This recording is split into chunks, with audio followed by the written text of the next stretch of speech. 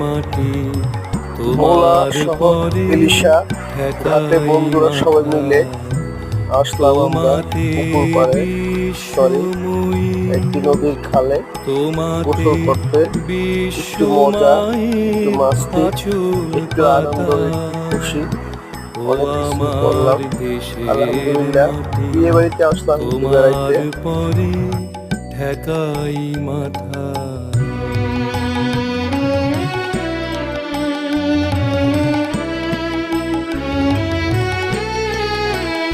তুমি মিশেছো মোর দেহের সনে, তুমি মিলেছো মোর প্রাণে মনে।